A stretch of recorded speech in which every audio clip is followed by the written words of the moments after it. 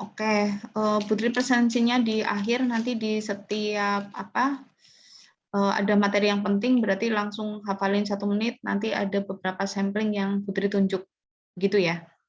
Oke, kita mulai saja materi yang pertama. Mungkin sebelum itu ke Denny Prasetya. Halo Den.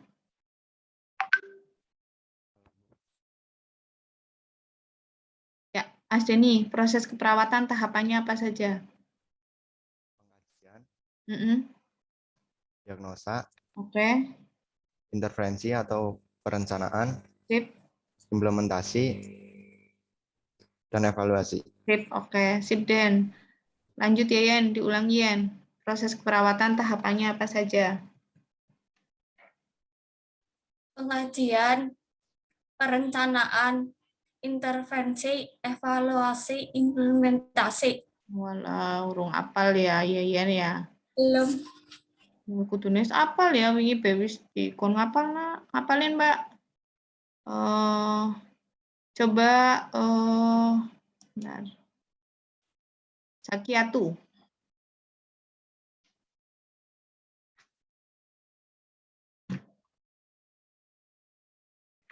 Masih di mute, Mbak.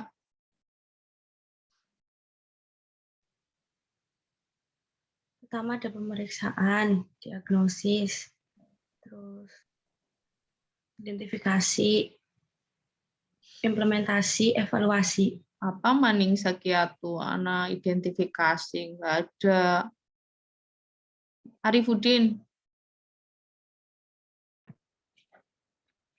Yang pertama, pengkajian, diagnosa, intervensi, implementasi, dan evaluasi. Sip, oke. Terus Dita. Tadi ada nama Dita kan ya? Oke. Ada nggak Dita?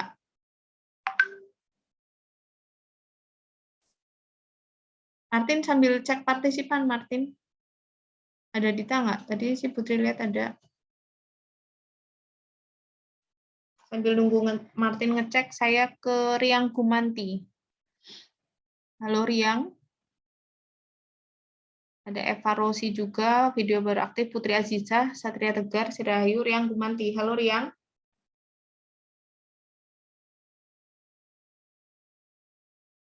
Jangan-jangan lagi mandi ya.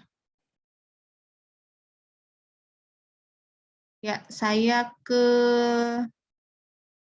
Yeyen lagi, Yen. Udah hafal belum, Yen? Proses keperawatan tahapannya apa aja?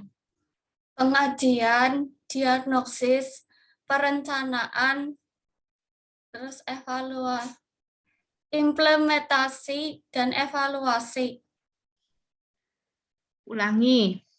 Pengkajian, diagnosis, perencanaan, implementasi, evaluasi. Oke, Sakiatu. Pengkajian, diagnosis, intervensi, implementasi, evaluasi. Ya, itu bukan hanya sekedar hafalan lisan hari ini, enggak ya. Itu besok pekerjaan kalian.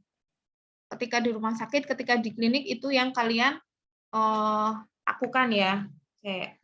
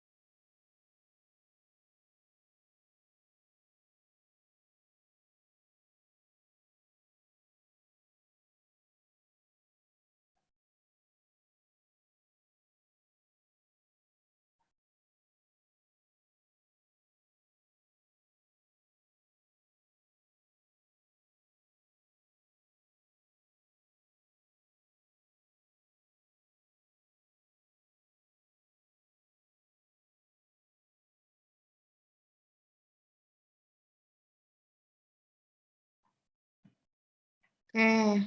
Tadi siapa ya yang terakhir? Sagiatu. Riang Gumanti, halo Riang, atau Putri Azizah?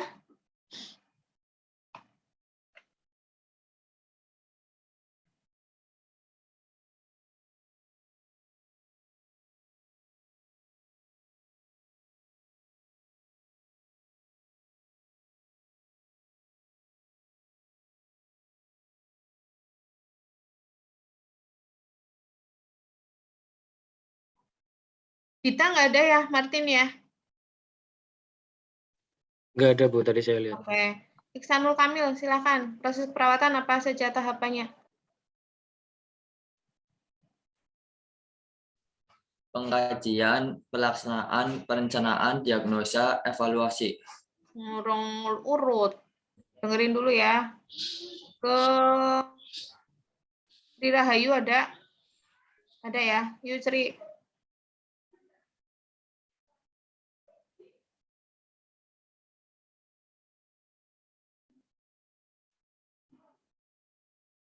Ayo Mbak.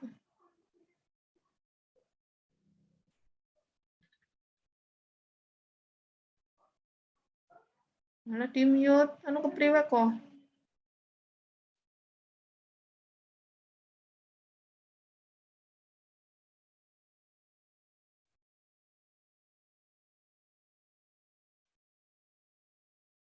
Gimana tadi Sri Rahayu? Mbak Sri?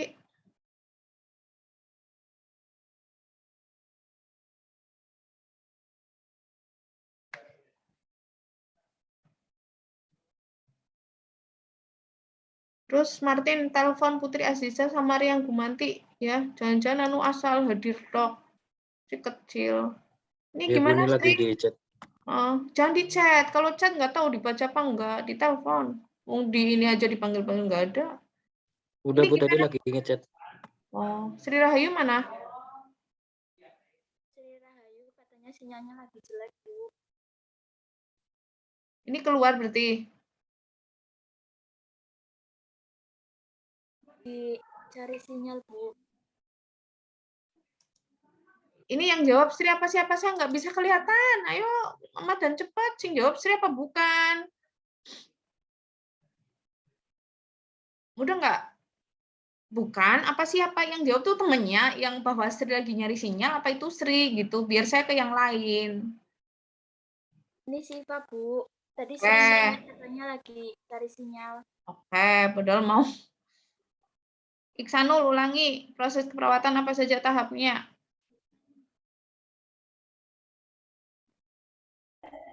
Pengkajian, terus habis itu diagnosa, perencanaan, pelaksanaan, evaluasi.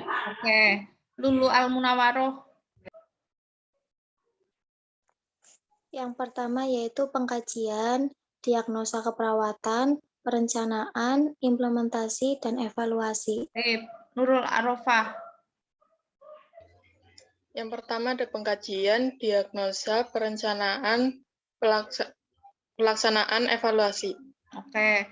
Terus kata-kata perencanaan, nama lainnya intervensi, nama lain pelaksanaan, implementasi itu juga harus sudah di luar kepala ya. Oke. Sekarang Putri lanjut ke materi dulu.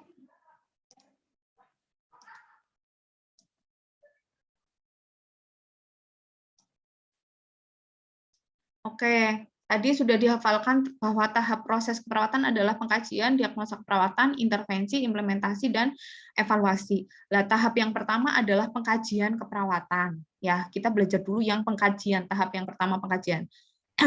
Apa sih pengkajian? Pengkajian itu adalah apa yang saya lihat, apa yang saya dengar, apa yang saya baui atau rasakan, dan apa yang saya feel, apa yang saya rasakan. Mudeng ya. Jadi misal saya melihat Martin rambutnya gondrong, terus saya nulis Martin rambutnya gondrong. Lah itu berarti pengkajian saya. Mudeng ya. Terus besoknya saya melihat pasien, misalnya pasien sesak nafas. Kan saya melihat, oh berarti pasien sesak nafas itu adalah hasil pengkajian. Jadi apa yang perawat lihat, apa yang perawat dengar itu bukan ada orang rasani saya mendengarkan, enggak ya. Tapi pasien ngomong keluhan apa, saya mendengarkan. Lah itu disebut sebagai data pengkajian, gitu ya. Ataupun saya rasakan dengan misalnya pada saat saya meraba tubuh pasien, perutnya katanya sakit. Oh ya, oke, saya lakukan pemeriksaan fisik ya pada perut ibu. Ternyata saya raba, ternyata ada benjolan. Nah, data hasil benjolan tadi, hasil perabaan saya tadi disebut sebagai hasil pengkajian, gitu ya. Terus pengkajian perawatan ini merupakan tahap awal sebagai dasar dalam identifikasi masalah. Jadi bayangkan dong ketika pengkajian saya tidak lengkap, pengkajian saya salah, otomatis tahap selanjutnya akan salah. Mudeng ya. Jadi kayak misalnya di kelas kalian ketua kelasnya orang benar, ya otomatis anggotanya juga akan ikut karena dia yang pertama. Gitu. Sama seperti ini. Pengkajian salah, orang lengkap ya otomatis diagnosa, intervensi, implementasi, evaluasi juga salah. Gitu ya. Terus yang namanya pengkajian ini bukan hanya dilakukan di IGD, bukan hanya dilakukan di saat awal pasien dirawat, enggak ya, tapi dilakukan setiap saat sehingga datanya itu valid dan up to date. Up to date itu artinya apa? Selalu mengalami pembaruan sesuai dengan kondisi pasien. Jadi misalnya bisa aja hari ini pasien mengeluh nyeri perut, besok udah nggak nyeri. Begitu. Makanya harus selalu dikaji. Terus tujuan pengkajian apa sih? Untuk memvalidasi diagnosis, untuk membantu kita untuk mengambil keputusan, dan untuk penelitian keperawatan, dan juga yang terakhir yang paling penting adalah untuk mengevaluasi asuhan pelayanan keperawatan yang sudah kita berikan. Ya, ibaratnya kemarin, oh saya sudah mengompres hangat. Nah, selanjutnya saya kaji nyerinya bagaimana, kan berarti ketika saya mengkaji ya tujuannya untuk mengevaluasi kemarin sudah dilakukan tindakan kompres hangat efektif atau tidak. Terus untuk metodologi pengkajian ini jelas ya harus ada interaksi perawat dengan pasien karena kita akan mencari data ke pasien ya.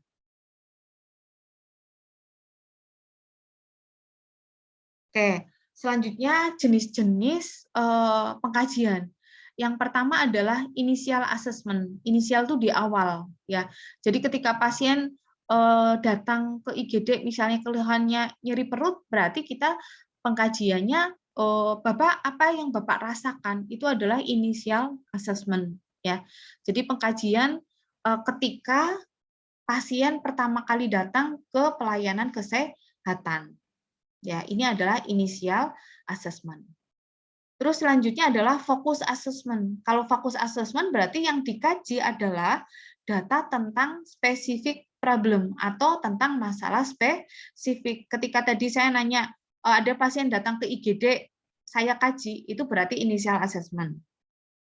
Ketika focus assessment seperti apa? Ketika saya tanya tadi, Bapak apa yang dirasakan? Oh, saya nyeri perut. Nah, nyeri perut, oh nyerinya sejak kapan Bapak? Terus kira-kira berapa menit sekali? Nyeri yang dirasakan seperti apa? Nah, berarti saya sedang melakukan pengkajian fokus. Terus time-lapse reassessment itu adalah intinya pengkajian kembali. Seperti tadi ya yang Putri ceritakan bahwa perawat sudah melakukan tindakan, selanjutnya saya mengkaji apakah tindakan saya efektif atau tidak terhadap pasien, itu namanya adalah time-lapse reassessment. Jadi untuk mengevaluasi ada perubahan atau tidak terkait dengan status kesehatan pasien. Terus tipe assessment yang terakhir adalah emergency assessment. Emergency assessment berarti fokus pengkajiannya itu ketika pasien dalam kondisi yang mengancam hidup. Ya, dalam kondisi yang gawat darurat, yang harus kita kaji adalah ini, A, B, C. airway, breathing, dan sirkulasi. Ya, pasien lagi gawat darurat tapi ditakoni, Bapak rumahnya di mana? Ya setelah pasiennya nanti tambah parah ya. Yang dikaji adalah airway, jalan nafasnya. Selanjutnya dikaji pernapasannya dan dikaji sirkulasinya. Apa aja Bu? Nanti akan dipelajari di mata kuliah selanjutnya. Ya. Oke, jadi Putri ulangi tadi macam-macam pengkajian, ada initial assessment, ada focus assessment, ada time-lapse reassessment dan emergency assessment. Terus selanjutnya pada saat pengkajian, prosesnya apa sih? Proses yang pertama adalah mengumpulkan data. Proses yang kedua adalah memvalidasi data. Validasi itu ibaratnya benar operasi, ya. Terus yang ketiga adalah dokumentasi. Berarti dituliskan di dokumen rumah sakit. Saya ulangi, tahapan dari pengkajian adalah saya mengumpulkan data. Mengumpulkan data nanti dengan apa? Yang pertama adalah dengan wawancara, boleh sambil ditulis ya. Mengumpulkan data perawat itu dengan wawancara. Yang kedua adalah dengan observasi. Yang ketiga adalah pemeriksaan fisik. Dan yang keempat studi dokumentasi.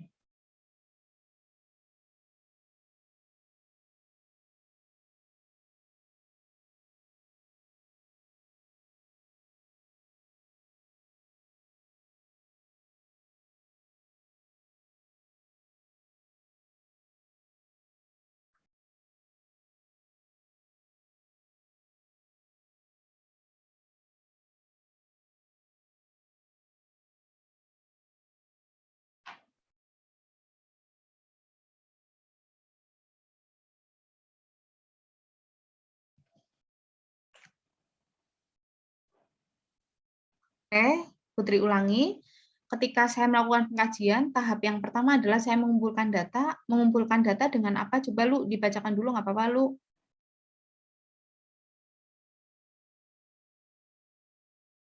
Lulu ngeflag, ya. Lulu ngeflag nggak sih itu? Pengumpulan data dengan cara observasi, wawancara, pemeriksaan fisik, dan studi dokumentasi. Sip, oke. Untuk responsinya nanti ya, dikumpulkan dulu beberapa materi. Sip. Oke, lanjut ya. Terus pada saat saya mengumpulkan data ke pasien, ada dua jenis data ya. Yang pertama adalah data objektif, yang kedua adalah data subjektif. Ya. Yang pertama adalah data objektif, yang kedua adalah data subjektif. Data objektif sering disebut sebagai tanda atau sign. Ya. Kalau data subjektif itu adalah gejala atau simptom. Jadi kan sering ya, kalian belajar penyakit besok, tanda dan gejalanya apa? Nah, kalau tanda itu adalah data objektif, gejala ini adalah data subjektif. Boleh ditulis, data objektif adalah data yang diobservasi dan diukur. Ya, data objektif adalah data yang diobservasi dan diukur, sementara data subjektif adalah data yang apa? Dikatakan oleh pasien atau keluarga pasien. Dikatakan, ya. Jadi misalnya pasien mengeluh nyeri, berarti itu adalah data subjektif. Pasien ngomong, aduh telingaku sakit, nah berarti telingaku sakit adalah data subjektif. Tapi ketika kita ngukur tekanan darah, berarti itu data objektif, karena data yang kita observasi dan kita ukur. Terus selanjutnya tadi ada benjolan, kan kita yang periksa, ada benjolan di perut, berarti itu data objektif. Jadi pahami ya. Oke, data subjektif ini adalah apa yang dikatakan pasien ke kita. Misalnya, oh aku ada nyeri nih di lutut dari 3 minggu yang lalu. Itu data subjektif. Kalau data objektif itu apa yang kita ukur, ya. Contohnya adalah saya mengukur suhu, misalnya 98,9 derajat Fahrenheit. Oke, mungkin itu dulu. Silakan 1 menit dihafalkan. Yang pertama adalah proses pengumpulan pengkajian. Kan tadi ada proses pengkajian ya, kan ada collecting data, pengumpulan data, validasi, terus apa? Dokumentasi. Yang pengumpulan data ada 4 tadi, ya kan? Terus selanjutnya perbedaan data objektif sama subjektif, nama lainnya apa? 1 menit ya, silakan dihafalkan.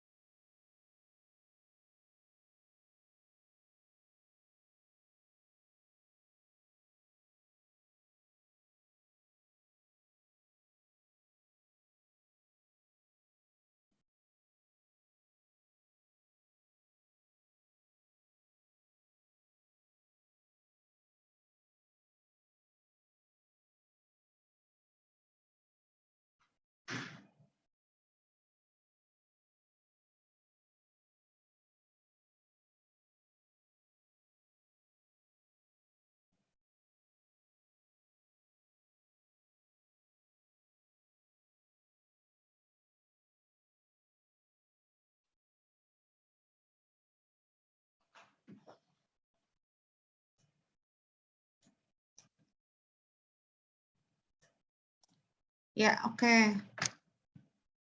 Silakan ditutup matanya, coba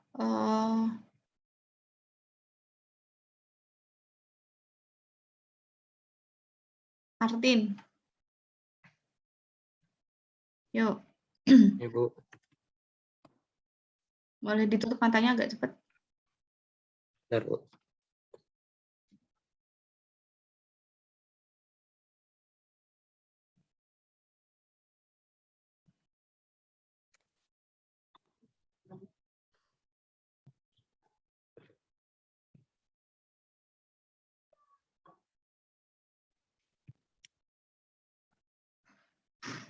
Ya. Proses pengkajian apa saja? Proses pengkajian ada mengumpulkan data, validasi data, dan dokumentasi data. Oke, teknik pengumpulan data apa saja? Pengumpulan data ada wawancara, observasi, terus studi dokumentasi, pemeriksaan fisik. Oke. Terus data subjektif nama lainnya?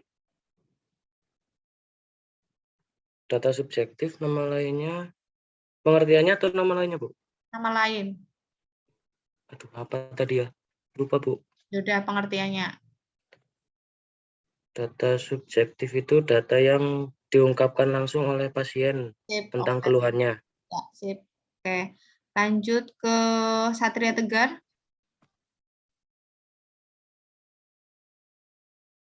Ya, Bu. Ya, yuk langsung tutup mata.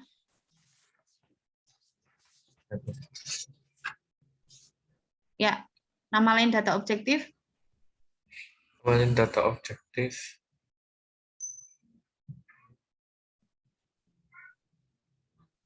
Ya udah, apa isi data objektif? Data yang diobservasi dan diukur. Oke, nama lain data objektif adalah apa? Tanda atau sign, ya kan? Oke, Ya. sip, Satria, sudah. Terus, yang tadi lagi nyari sinyal belum datang lagi ya? Tadi Bu.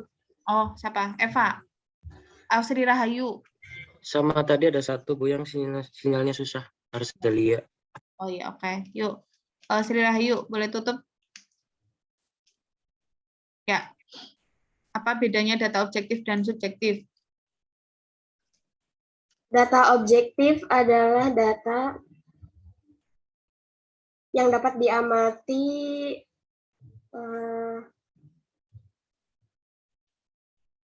sedangkan subjektif adalah data yang dikatakan oleh pasien. Nama lain data objektif? Tanda. Tanda, oke. Putri Aziza. Hadir, Bu. Ayo. Yang mana, Bu? Yang mana? Itu tutup matanya di situ, Bu. Tak melatakun yang mana. Jadi cepet ya. Udah tahu dipanggil ya udah langsung tutup mata. Ya udah takun yang mana. Yuk, Mbak, tutup mata. Proses keperawatan tahapannya apa? Proses keperawatan tahapannya pengkajian, diagnosa keperawatan, intervensi, implementasi, sama evaluasi. Oke, apa yang dimaksud data subjektif? Aduh.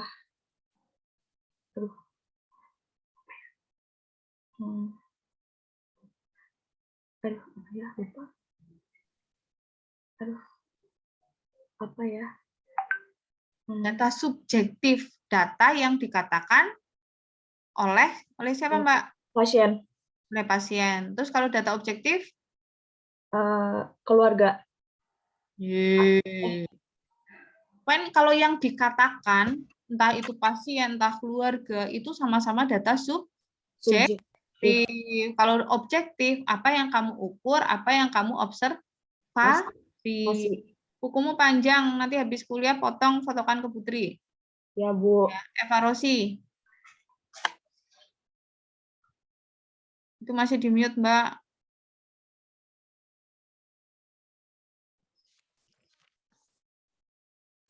Yuk, apa itu data objektif? Data objektif, data yang diobservasi dan diukur. Nama lainnya? Apa? Tanda. Tanda, sip. Hesti, agak cepat. Bu. Ya. Proses keperawatan tahapannya apa? Pengkajian, diagnosa, perencanaan, pelaksanaan. Terus saya nggak bisa lihat wajahmu ya, ditutup oporane. Udah nggak? Oh, oke, sip. Terus apa itu data subjektif? Data subjektif yang dirasakan oleh klien. Data yang apa? Yang dirasakan oleh klien. Katakan ya. Mudah nggak ya? Ya, oke, sip. Sudah ya. Lanjut ke materi. Oke, Putri. Halo, Put. Iya, Bu. Ya, silakan diidentifikasi. Mana data subjektif? Identifikasi mana data.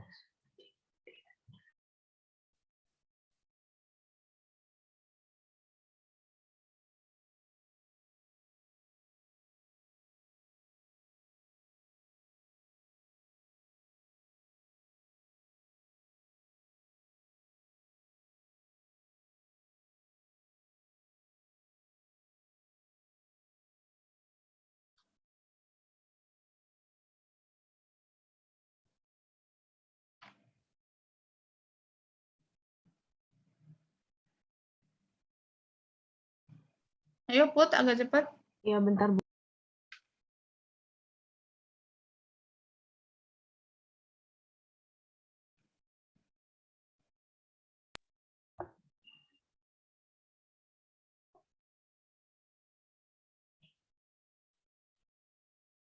Subjektif yang pasien ngeluh sesak sama pusing. Kalimatnya yang lengkap, Mbak. Yang mana? Oh ya. Data objektif, sebuah data yang dapat diamati. Hei, kamu disuruh ngapain sih, Mbak? Bukan pengertian, kan? Identifikasi data subjektif. Mana? Bukan yang sesak nafas, pusing. Iya, tapi yang lengkap. Bukan definisinya. Yuk, Mbak, ulangi.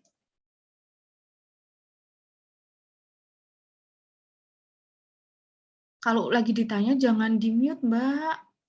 Nanti Farawiri waktunya di-mute, unmute, mute, unmute. Ini waktunya entek.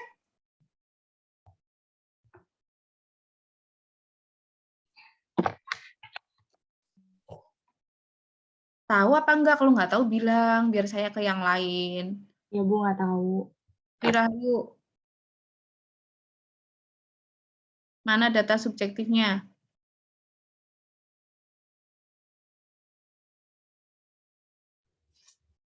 Seorang pasien memberitahu perawat bahwa dia merasa sesak nafas dan sakit di dadanya saat bernapas. Oke, itu saja.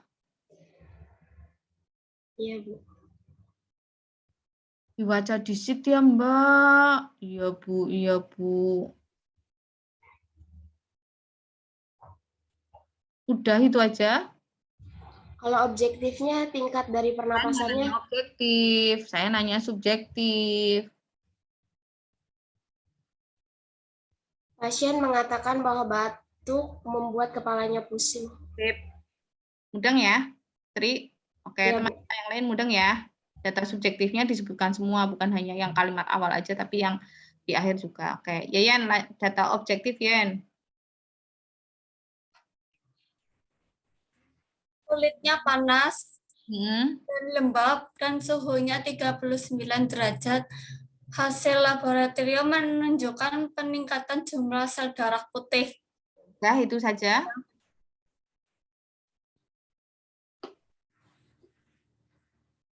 Coba Dea Sakia, ada lagi nggak data objektif tambahan? Tingkat pernapasannya adalah 28 dan dia batuk dengan dahak berwarna kuning. Sip. Oke, bisa dipahami teman-teman? Jadi ada kasus, terus data objektifnya apa, data subjektifnya apa. Ini besok akan jadi pekerjaan kalian sehari-hari. Ya. Sedang ya? Oke, Putri lanjut. Oke, karakteristik data yang saat kita kaji itu harus lengkap. terus akurat dan nyata, dan relevan, berhubungan ya. Terus untuk sumber data, itu ada sumber data primer, ada sumber data sekunder. Kalau sumber data primer itu dari pasien. Kalau sumber data sekunder dari selain pasien. Selain pasien itu bisa siapa? Bisa keluarganya, bisa hasil pemeriksaan laboratorium, bisa dari tenaga kesehatan lain, bisa dari rekam medis yang sebelumnya. Misalnya dia udah pernah dirawat di situ. Nah, kan otomatis ada riwayat. Nah, itu disebut sebagai sumber data yang sekunder. Bisa dipahami ya, sumber data primer adalah pasien, yang sekunder selain pasien. Selain pasien itu siapa? Dokter, keluarganya, hasil pemeriksaan lab, ataupun rekam medis. Terus ini teknik pengumpulan data tadi sudah dihafalkan ya, kan ada observasi, wawancara, pemeriksaan fisik, dan studi dokumentasi. Oke, kita ke satu-satu. Kalau observasi intinya kita melihat ya, kita melihat, terus kita membawi ya, kita rasakan, itu adalah observasi. Terus pada saat wawancara ini ada autoanamnesa, ada aloanamnesa. Kalau autoanamnesa itu kita wawancara langsung ke pasien. Kalau alo berarti ke keluarganya, ke saudaranya, poin melihat ke selain pasien itu alo. Tapi kalau auto ke pasien saja, ya. Terus pada saat kita wawancara dan mendengarkan aktif ya, otomatis ketika kita wawancara kan pasien menjawab dan kita otomatis harus mendengarkan aktif ya. Jadi kaidah-kaidah pada saat wawancara jelas ya, harus memperkenalkan diri dan menjaga kerahasiaan hasil wawancaranya tadi, menjelaskan tujuan kita wawancara apa. Terus ada kontak mata, ya ada kontak mata. Terus kita harus fokus juga dalam bertanya, jangan ngalamun ya. Terus menjadi pendengar aktif, jangan memotong pembicaraan pasien. Jadi ketika kita tanya, pasien lagi cerita, jangan di stop, ya jangan dipotong, ya. Terus bersabar bila pasien blocking. Blocking itu pasien tiba-tiba diem, bingung mau jawab apa. Nah, kita sabar. Terus berikan perhatian penuh. Terus klarifikasi, ini yang penting juga. Klarifikasi itu kayak gimana, Bu? Sama seperti validasi ya. Misalnya tadi bilang Putri misalnya tadi bilang nyeri perut. Nah, di akhir wawancara kita bacakan hasil wawancara kita. Itu termasuk dalam klarifikasi. Mbak Putri, tadi pada saat Putri wawancara, kamu mengatakan bahwa kamu nyeri perut, skalanya 6, nyerinya seperti ditusuk-tusuk. Kayak gitu, itu diulang lagi. Biar pasien, oh ya ternyata benar kalimatnya, tapi bukan ada yang salah, itu bisa langsung diklarifikasi. Terus hambatan selama komunikasi, yang pertama adalah pasien dalam keadaan nyeri. Kalau pasien dalam keadaan nyeri ya berarti stop dulu wawancaranya ya. Kita lakukan terapi untuk mengurangi nyerinya. Terus merasa terburu-buru perawatnya, dan ketika pasien lagi jawab, perawat sudah mikir, oh ya habis ini aku mau nanya apa lagi ya gitu. Itu juga termasuk hambatan ya. Jadi memang harus kita full mendengarkan dia penuh biar infonya itu lengkap ya. Terus kalau hambatan dari eksternal, dari luar, bisa suara, bisa ada interupsi dari perawat yang lainnya, atau ruangannya tidak memadai untuk wawancara ya, misalnya ramai ataupun terbuka sehingga privasinya nggak ada. Padahal itu yang kita kaji itu mungkin adalah hal yang rahasia seperti itu. Terus ini tekniknya juga sama ya. Di sini adalah menggunakan bahasa yang mudah dipahami oleh pasien. Oh ya, ini yang harus dihindari ya. Yang harus dihindari itu kita tidak boleh menggunakan bahasa yang tidak nyambung ya, yang tidak dipahami pasien. Pada saat wawancara kita juga harus menghindari memberikan nasihat ya. Nggak boleh itu lagi wawancara, yang namanya wawancara kan mengkaji. Jadi jangan sok-sokan kasih nasihat dulu, jangan penkes juga dulu, jangan ya, kita masih mengkaji data. Terus tidak boleh juga memberikan harapan palsu, terus tidak boleh menginterupsi, terus tidak boleh juga kita memberikan ketika pasien curhat itu kita langsung memberikan persetujuan, oh ya benar apa yang kamu lakukan, itu nggak boleh juga ya. Terus nggak boleh juga pada saat wawancara tiba-tiba kita langsung melompat ke kesimpulan ya. Terus tidak boleh juga kita menggunakan respon defensif itu misalnya Putri curhat kan tadi misalnya, Putri kenapa kamu terlambat misalnya? Oh saya ini tadi mati listrik gitu. Terus Putri yang defensif tidak percaya, terus menganggap bahwa pendapatmu pasti salah, alasanmu salah. Nah itu nggak boleh ya, defensif respon. Terus kita lanjut ke pada saat tadi kan tahapan pengumpulan data kan ada 4 ya, ada observasi, ada wawancara, pemeriksaan fisik, dan studi dokumentasi. Nah, pada saat pemeriksaan fisik itu ada 4 tahap. Inspeksi, pada meriksa fisik ya, bayangkan kalian mau memeriksa perut pasien. Berarti tahapnya ada inspeksi, terus selanjutnya adalah palpasi, selanjutnya adalah perkusi, dan auskultasi. Ini juga nanti harus hafal karena istilah ini akan sering dilafalkan. Inspeksi itu artinya melihat, palpasi artinya meraba, nekan-nekan gitu ya. Perkusi mengetuk nih, ini diketuk. Karena kenapa sih diketuk, Bu? Ya karena untuk tahu benda yang di bawah yang sedang kita ketuk itu dia isinya cairan atau benda padat gitu. Dan yang terakhir adalah auskultasi. Auskultasi ini adalah mendengarkan dengan stetoskop. Bisa dipahami? Inspeksi, saya ulangi, tadi artinya apa? Boleh salah satu menjawab ya, teman-teman. Melihat. Pengamatan. Oke, palpasi? Meraba. Sip. Perkusi? Oke, auskultasi? Mendengarkan menggunakan stetoskop. Oke, dengan stetoskop ya.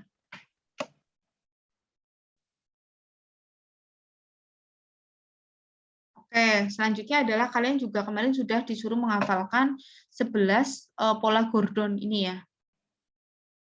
Kenapa sih ini yang dihafalkan? Karena nanti akan sama dengan domain nanda. Nanda nanti kalian belajar dengan Bu Suci. Ya. Nah, pada saat menghafalkan ini pakailah jembatan keledai ya. Karena ini yang akan digunakan pengkajian ke pasien. Jadi mau nanya apa? Ya 11 pola ini. Gitu ya. Jadi mau nanya apa ke pasien? Ya 11 pola ini. Lah pasien kan manusia sama juga kita. Jadi bayangkan ini juga ditanyakan ke kita. Gitu ya. Jadi pola yang pertama adalah pola pemeliharaan kesehatan. Jadi bayangkan ke diri saya sendiri ya, ketika bangun tidur pengennya sehat. Jadi pola yang pertama adalah pola pemeliharaan kesehatan. Setelah bangun, saya kemudian makan. Makan ini adalah pola nutrisi metabolik. Ya. Terus habis makan pengen BAB enggak? Misalnya pengen BAB, berarti pola eliminasi. Terus masa hidup saya cuma makan BAB kan enggak ya.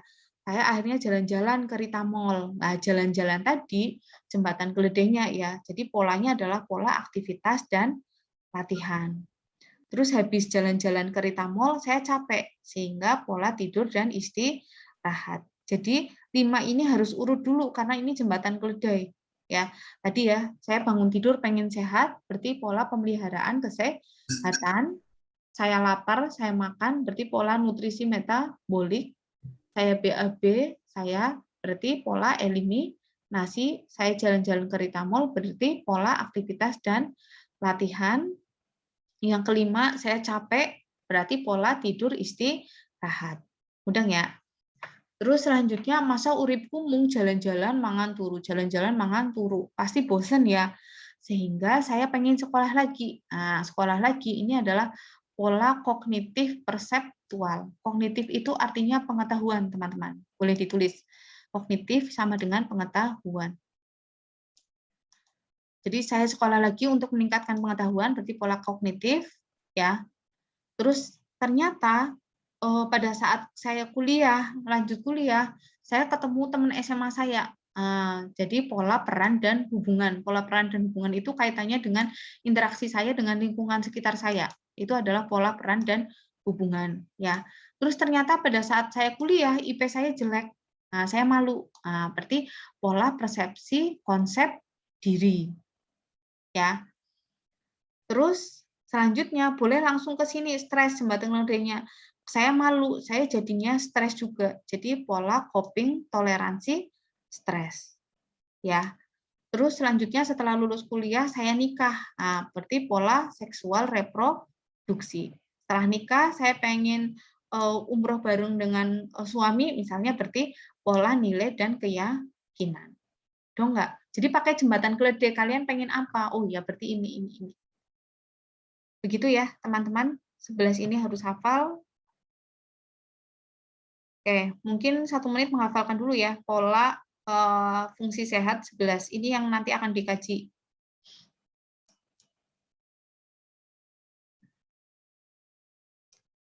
Riang Gumanti, video masih belum on? Katanya error, Bu. Katanya error, tapi Iya, bisa suaranya enggak? kurang tahu, Bu. Sebentar, saya tanyakan. Dan next suara nelangka video nelangka ya ngapa mau bisa ngerongok natok enak teman udah diresponsi. Kita siap-siap ya. Arzalia juga siap-siap dihafalkan, nanti Putri tunjuk.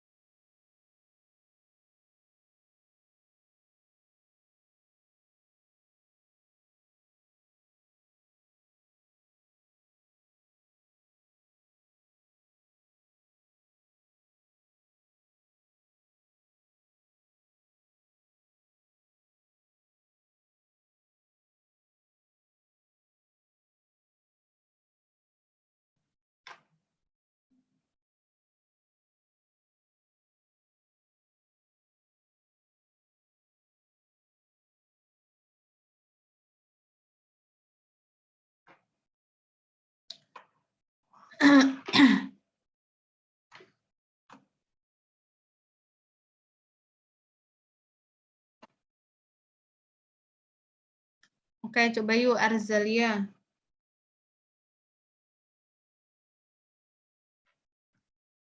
Itu tadi 11 tadi namanya pola Gordon ya, teman-teman. Yuk Arzalia.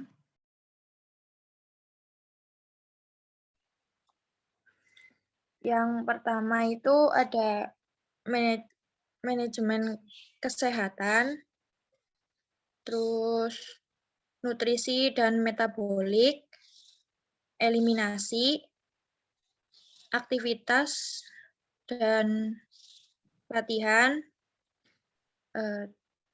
tidur istirahat, terus persepsi kognitif,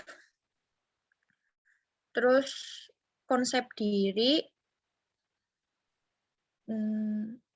terus peran hubungan, seksualitas reproduksi, terus yang 2 lagi lupa, Bu. Coping stres dan nilai keyakinan.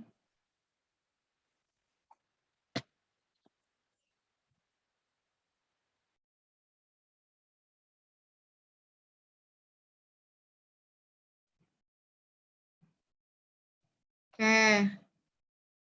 Lanjut ke Johar.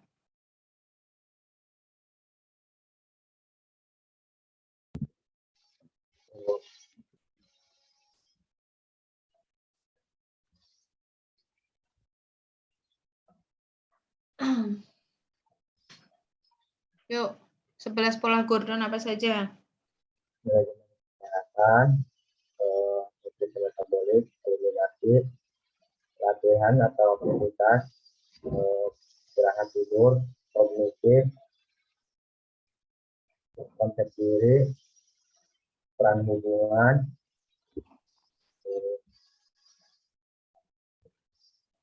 seksualitas, toleransi stres, sama keyakinan.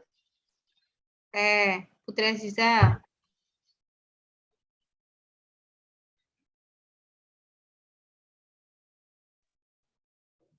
Ya, Bu.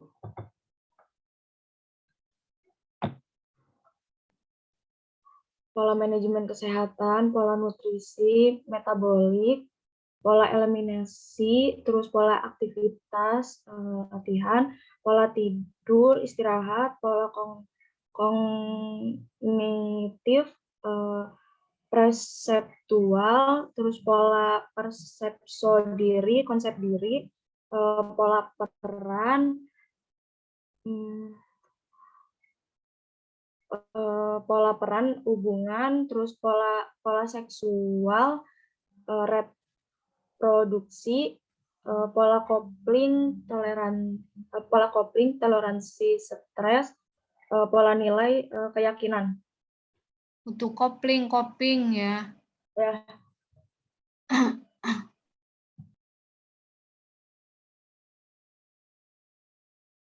Cynthia Rahmawati.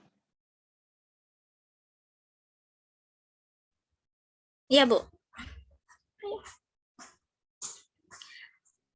11 pola Gordon. Yang pertama itu pola persepsi pemeliharaan kesehatan.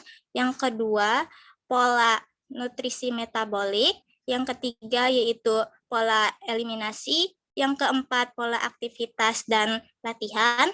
Yang kelima yaitu pola istirahat dan tidur. Yang keenam, pola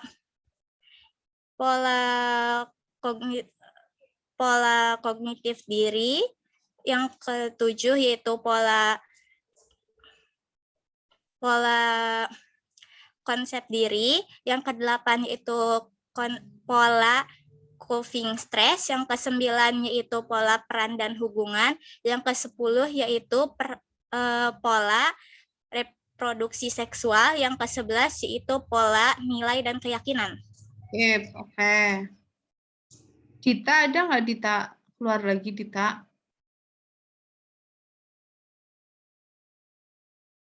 Sih gimana? Halo, Dit. Yuk, Dit.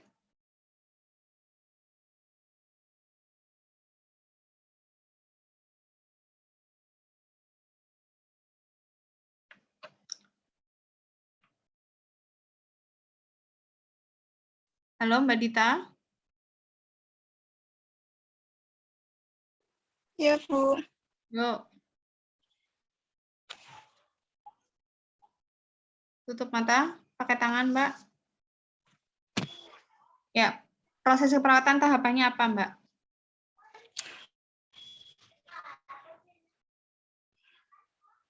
Proses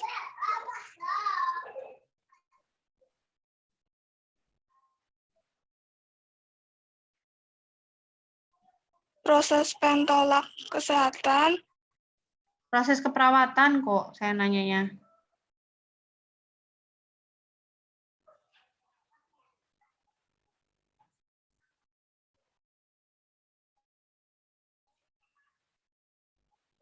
Dita rumahnya mana, Dit?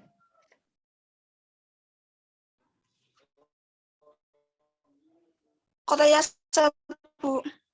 Mana? Purbalingga? Sumbang Atas. Sumbang Atas. Yuk, proses perawatan apa saja tahapnya?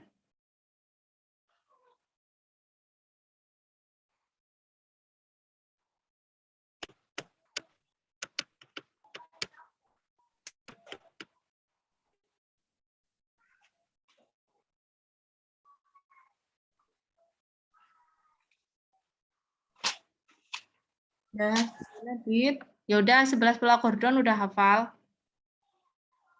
Udah, Bu. Ayo.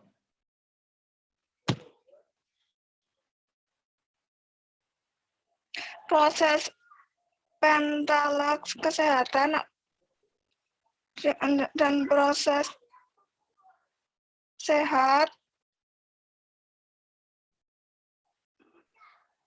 proses nutrisi metabolis, proses eliminasi, proses aktivitas, latihan, pola tidur, istirahat, pola kognitif,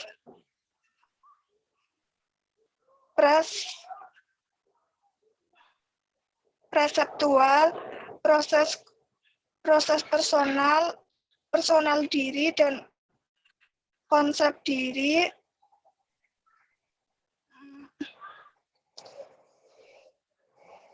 pola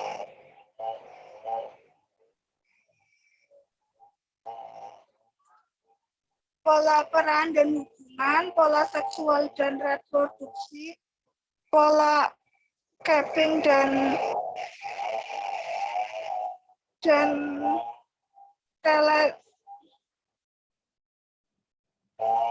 pola nilai dan keyakinan. Coping, toleransi stres, pola reproduksi seksual tadi udah belum? Udah, Bu.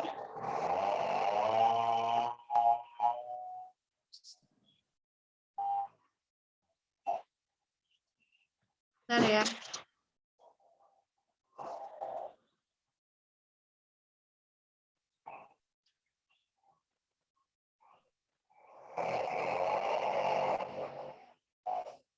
Oke, coba Fuad Afif. 11 pola Gordon.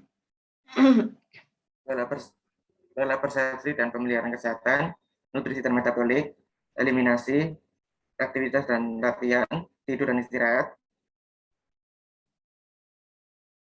persepsi kognitif, persepsi konsep diri, persepsi coping stres, peran dan hubungan, nilai dan keyakinan. Reproduksi seksual udah? Ya, Bu.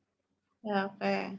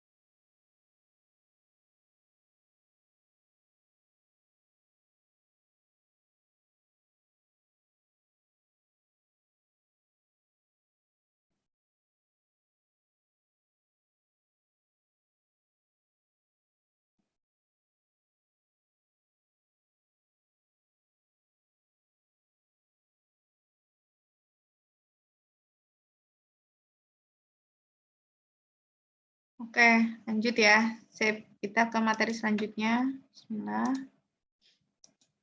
Oke, sekarang kita detail menjelaskan pola-pola yang tadi kalian hafalkan yang ada 11 ya. Jadi ini adalah wawancara ke pasien tentang 11 pertanyaan tadi ya. Disebut sebagai pengkajian pola Gordon. Ini namanya Gordon ya, bukan Gordon tuh dulu pikiran saya pada saat kuliah zaman dulu laki-laki ya, ternyata perempuan. Nah, apa sih yang ditanyakan ke pasien? Yang pertama adalah ini harus kalian mudeng ya apa yang ditanyakan, karena habis ini ada tugas individu. Kalian boleh wawancara ke keluarga kalian atau ke teman kos ya tentang 11 pola Gordon ini. Ya, walaupun teman kalian sehat ya nggak apa-apa, tapi kan kalian nanya ini ya. Jadi nanti direkam dan rekaman videonya diupload di Skalsa ya. Yang pertama adalah pola persepsi dan pemeliharaan kesehatan. Apa sih yang ditanya? Jadi yang ditanya, kalau misalnya ini pasien di rumah sakit, berarti yang ditanya, Pak, menurut Bapak sekarang kondisi kesehatan Bapak bagaimana? Misalnya, oh iya saya dirawat di rumah sakit, keluhannya ini tengkuknya kaku banget misalnya. Jadi nanti jawabannya adalah menurut pasien sekarang dalam kondisi yang tidak sehat, terasa kaku pada tengkuknya, misalnya seperti itu. Terus ditanyakan juga apakah pasien sadar terhadap faktor risiko yang dialami, misalnya kira-kira sakitnya apa Pak namanya Pak, jenengan tahu apa enggak? Nah, ditanya. Terus kita tanyakan terkait dengan pola hidupnya dia ya, merokok. Ketika merokok, jadi kita keponya banyak ya. Ketika pasien misalnya, Pak merokok enggak? Iya. Terus udah kita enggak kepo. Enggak, kita harus kepo. Berarti rokoknya sehari berapa batang Pak? Nah, itu kepo. Ya nggak apa-apa kepo masalah kayak gini, karena biar pengkajiannya lengkap. Sehari berapa batang gitu. Terus ngerokoknya dari kelas berapa atau dari umur berapa gitu. Minuman alkohol juga dikaji, olahraga juga dikaji, terus PHBS, perilaku hidup bersih, sehatnya juga dikaji, dan perilaku terkait dengan penyakit yang dialami. Contohnya misalnya pasien dirawat karena tipes, berarti tanyakan juga tentang kebiasaan makan makanan di luar atau kebiasaan cuci tangan. Ya. Terus kaji, tanyakan ke pasien apa yang dilakukan pasien untuk menjaga kesehatannya. Terus bagaimana kepatuhan pasien terhadap pengobatan, terkait dengan kepatuhan bisa nanya ke keluarganya ya. Terus selanjutnya adalah kepatuhan pasien terhadap saran perawat. Terus tanyakan juga apakah pasien rajin cek tekanan darah, gula darah, ataupun kolesterol. Nah nanti ketika kalian nanya ke keluarga atau ke teman, mungkin nggak semuanya harus ditanyakan ya. Misalnya ini kepatuhan pasien terhadap pengobatan, emang nggak pernah sakit, ya berarti ini tidak usah ditanyakan. Gitu ya. Terus selanjutnya pola yang kedua yang ditanyakan adalah pola nutrisi, frekuensi makan, berarti berapa kali makan. Ibu berapa kali makan, jenis makanan yang dimakan apa, nasi sayur atau bubur ayam, porsinya bagaimana, penuh, seperempat atau setengah, terus punya alergi makanan tidak Bu, makanan kesukaannya apa Bu, terus ada keluhan nggak Bu terkait dengan sulit menelan, mual, muntah, dan tidak nafsu makan, terus kira-kira kenapa, gitu ya. Terus ditanyakan juga apakah pasien mengalami penurunan berat badan. Selain makan, kita juga tanyakan tentang minum. Minum itu bukan yang saya nanya ke Martin, Martin kamu minumnya sehari berapa cc? Enggak. Tapi saya tanyakan ke Martin, Martin kamu minumnya sehari berapa gelas? Nanti yang ngitung cc-nya saya. Ya masa pasien lagi lara-lara, mumut-mumut kan ngitung cc, ya pusing, tambah pusing. Oke. Ini nanti kalian harus hafal tentang ABCD. Ya, kalau tadi ABC pasien gawat darurat, airway, breathing, circulation, kalau ini pengkajian nutrisi ABCD. A ini adalah antropometri. Ya, antropometri nanti yang diukur adalah tinggi badan, berat badan. Boleh langsung ditulis teman-teman. Di antropometri ini ada yang namanya IMT, indeks massa tubuh. IMT, indeks massa tubuh, rumusnya adalah berat badan dibagi tinggi badan kuadrat dalam meter.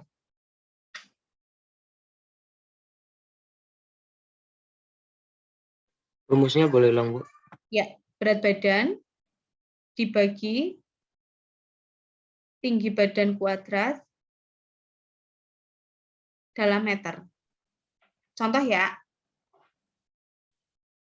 Martin, berat badannya berapa?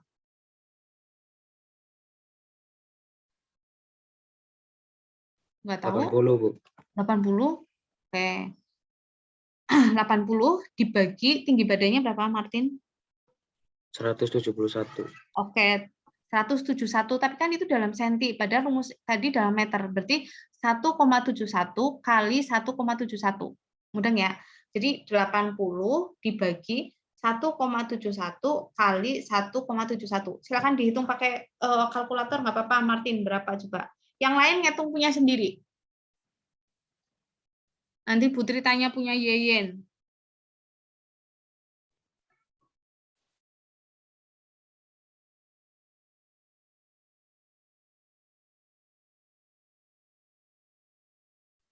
Di sini hasilnya 80, Bu. Hah? 80 dibagi 1,71 kali 1,71. Masa 80?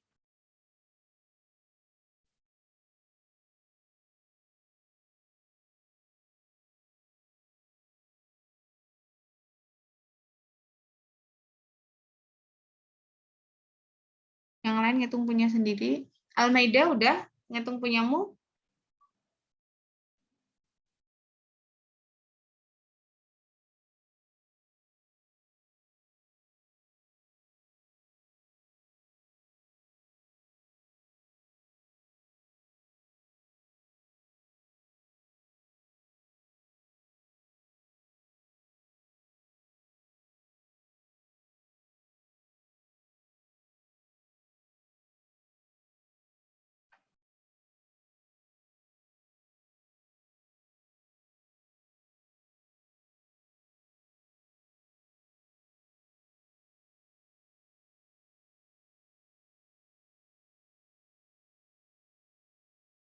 Berapa, Martin?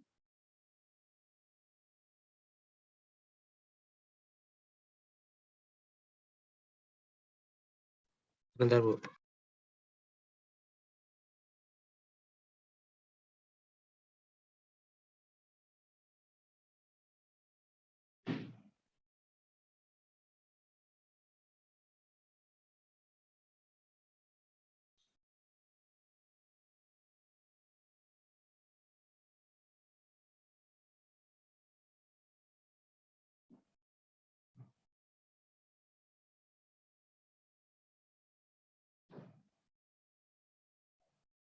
Dua 27, Bu. Oke.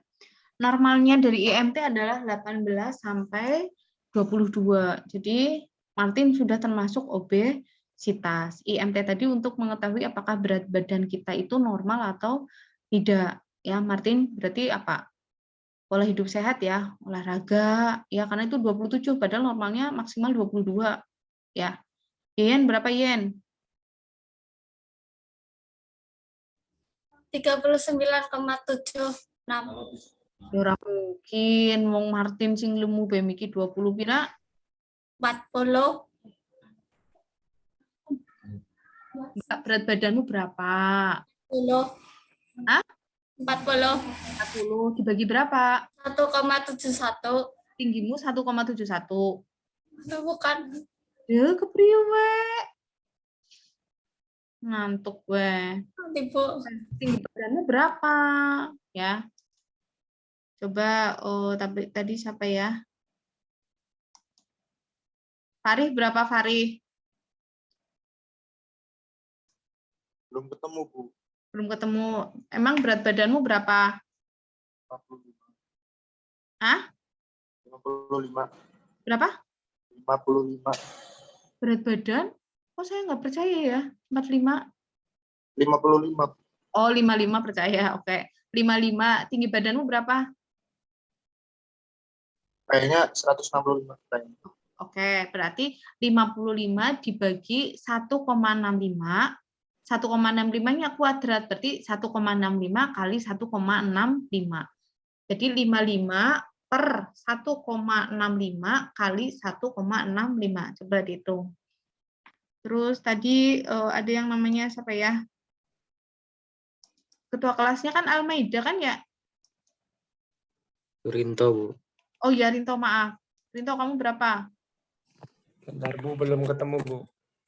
Nah, Bu, saya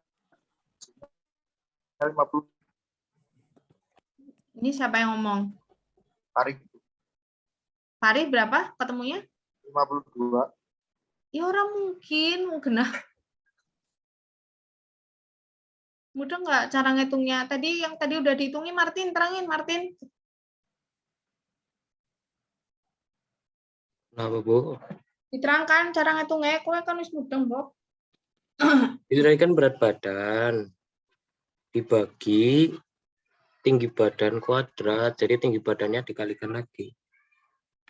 Misal tinggi badanmu 150, itu jadikan meter 1,5 dikali 1,5 dulu. Baru nanti berat badanmu dibagikan itu hasilnya.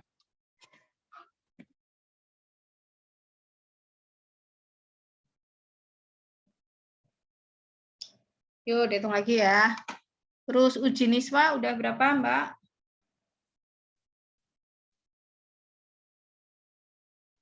Dua 21,4. 21,4 normal ya? Iya. Sip.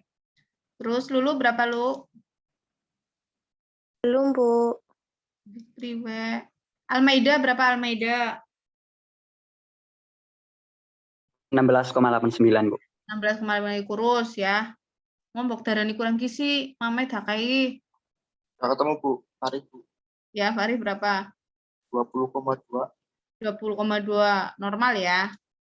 Oke. Kita berapa, Dit?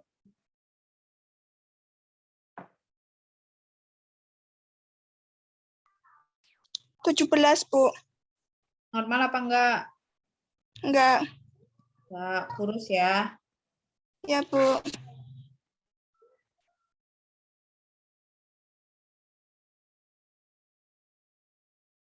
Oke, sudah ya. Oke, saya anggap sudah ya. Lanjut. Tadi adalah berarti IMT untuk mengetahui antropologi pasien. Terus selanjutnya B. B-nya adalah biokimia. Kaitannya dengan nutrisi yang perlu dicek adalah angka hemoglobin dan angka albumin ya di dalam tubuh kita. Memang normalnya hemoglobin berapa? Kalau perempuan 12 sampai 14, laki-laki 14 sampai 16, kalau albumin 3,5 sampai 5. Laki dan perempuan sama aja. Nah, ini kalian mulai menghafalkan hasil lab ya, karena bisa aja misalnya keluarga kalian atau maaf saudara lah, bukan saudara lah, tetangga ada yang sakit, oh albuminnya 2, terus padahal kalian udah tahu albumin normalnya 3,5, oh berarti pasien bermasalah di nutrisi ya. HB Putri ulangi, perempuan 12-14, laki-laki 14-16, albumin 3,5 sampai 5. Terus C-nya adalah clinical sign. Clinical sign dari orang yang kurang gizi adalah apa? Rambut mudah patah. Terus ini yang pink, yang ini ya, kan pink ya. Namanya konjungtiva. Konjungtiva harusnya warna pink, dia warna putih. Namanya konjungtiva anemis ya. Terus selanjutnya adalah D-nya adalah diet. Dietnya tadi dia pasien makannya penuh full atau hanya separuh atau hanya 1/4 gitu ya. Selanjutnya pola eliminasi ditanyakan frekuensi, berarti berapa kali ya, berapa kali BAB, berapa kali buang air kencing, ketika BAB bagaimana konsistensinya, warnanya apa. Ini harus detail ya. Jadi saya pernah nguji mahasiswa nurse, pasiennya anemia. Terus dia nggak tahu lah ada perdarahan, ya. Taunya perdarahan dari mana? Jadi pasiennya BAB-nya hitam. Kalau BB kan normalnya kuning ya, pasiennya BAB-nya hitam. Berarti itu ada perdarahan di organ pencernaan. Bahaya juga ya. Terus selanjutnya adalah buang air kecil. Buang air kecil juga warnanya apa? Terus ketika urinnya kira-kira ditampung di gelas, kira-kira jadi berapa gelas? Karena kita butuh cc tadi ya, nanti yang mengkonversi ya kita dari gelas tadi, 1 gelas belimbing kan 200 cc, ketika dia pipisnya dikira-kira 2, oh berarti pipisnya pasien adalah 400 cc. Jadi bukan hanya ke pasien, Pak, pipisnya berapa cc, yang lagi mumet-mumet ya kon mikir cc ya. Terus ditanyakan pada saat pasien BAB, BAK ada keluhan atau tidak, apakah ada penggunaan obat laksatif atau pengencer feses ada atau tidak, terus ada penggunaan alat bantu atau tidak, misalnya pada pasien terpasang kateter atau tidak. Nah, ini keluhan-keluhan yang kemarin harus dihafalkan ya. Dysuria itu pasien merasakan nyeri ketika berkemih, Terus selanjutnya adalah poliuria, sering berkemih, sering ya, poli itu sering. Nocturia sering berkemih pada saat malam hari. Oligouria itu dia sedikit berkemih, tapi kurang dari 500 cc. Nah, yang lebih sedikit namanya anuria, namanya saja A itu artinya tidak. Jadi pasien tidak berkemih, makanya pipisnya kurang dari 100 cc per hari. Retensi urin itu urinnya tertahan di kandung kemih, biasanya karena penyakit ya, biasanya laki-laki ada pembesaran prostat. Terus ada inkontinensia urin, itu adalah ketidakmampuan untuk mengontrol ekskresi urin. Ya, ini nanti saya responsi juga. Terus ini pola aktivitas dan latihan ditanyakan, Bapak untuk makan, minum, terus ke kamar mandi, berpakaian itu mandiri atau dibantu. Terus pada saat melakukan aktivitas tadi, Bapak merasakan sesak nafas atau tidak, nyeri dada atau tidak. Pola tidur, ini juga bukan ditanya, Pak tidurnya sehari berapa jam? Enggak, tapi kita yang ngitung, Bapak tidur jam berapa, bangun jam berapa. Ya. Terus kebiasaan yang dilakukan sebelum tidur itu apa? Selanjutnya pada saat tidur ada gangguan tidak ya, misalnya mimpi buruk. Terus bagaimana persepsi pasien dengan jumlah tidurnya? Artinya pasien merasa cukup nggak sih tidurnya atau merasa lemes, kurang tidur atau apa, ditanyakan di pola istirahat dan tidur. Pola persepsi kognitif tadi, kognitif artinya apa ya, Silvi Yuanita?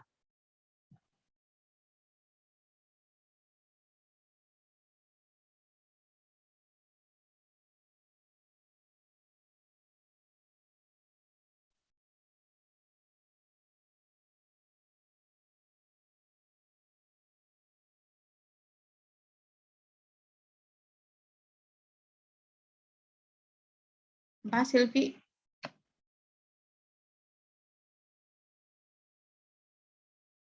Halo Silvi?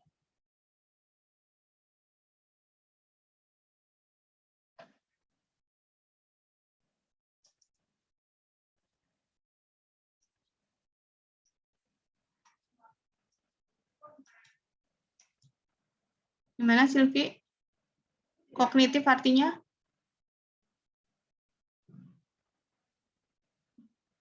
Siva? Pengetahuan, Bu. Oke, sip. Silvi berarti kita mau ngalamun ya. Nah, kognitif artinya pengetahuan. Nah, di sini dikaji tentang pengetahuan pasien tentang penyakitnya. Dia mudeng nggak sih tentang penyakitnya? Dia tahu nggak sih tentang perawatan di rumah, gitu ya. Terus apakah ada kelainan daya ingat? Terus bagaimana terkait dengan pengambilan keputusan? Di pola persepsi kognitif ini juga ditanyakan tentang nyeri. Ya, ini juga harus hafal pengkajian nyeri. Ada O, P, Q, R, S, T, U, V. Ya, O-nya itu adalah onset. Boleh sambil ditulis. Onset itu artinya yang dikaji adalah nyeri yang dirasakan sejak kapan.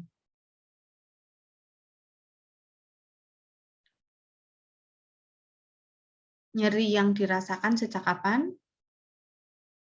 Selanjutnya adalah provoking dan paliatif. Provoking dan paliatif itu yang ditanyakan, nyerinya bertambah ketika ngapain, berkurang ketika apa? Nyeri bertambah ketika apa, berkurang ketika apa?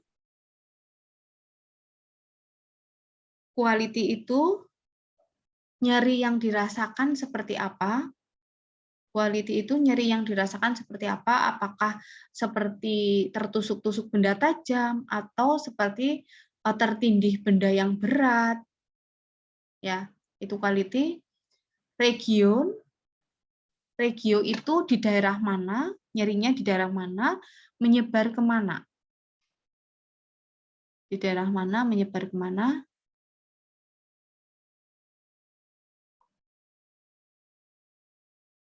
Severity itu adalah skala nyeri. Ya, skala nyeri nanti disampaikan ke pasien, saya punya angka 0 itu tidak nyeri, 10 itu sangat nyeri. 5 itu nyeri sedang. Kira-kira yang nyeri yang jenengan rasakan di angka berapa? Ya. Terus treatment, time and treatment ya. T-nya adalah time and treatment. Ini nyeri yang muncul berapa menit sekali? Nyeri yang muncul berapa menit sekali?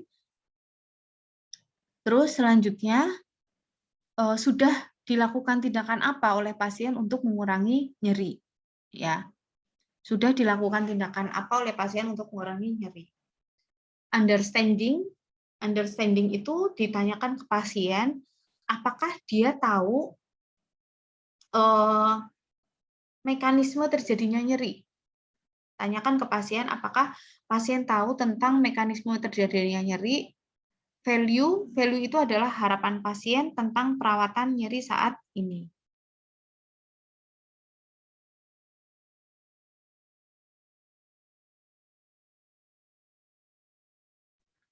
Ibu yang treatment tadi apa, Bu? Time and treatment. Ya, time and treatment berarti muncul nyeri berapa menit sekali. Terus sudah dilakukan tindakan apa di rumah?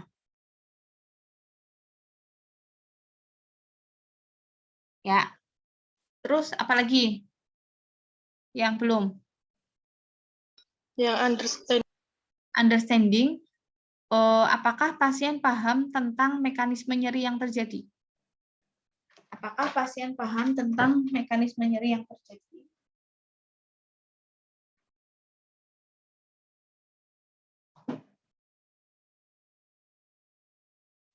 Terus apa? Value itu harapan pasien tentang perawatan nyeri saat ini. Harapan pasien tentang perawatan nyeri saat ini. Yang provoking atau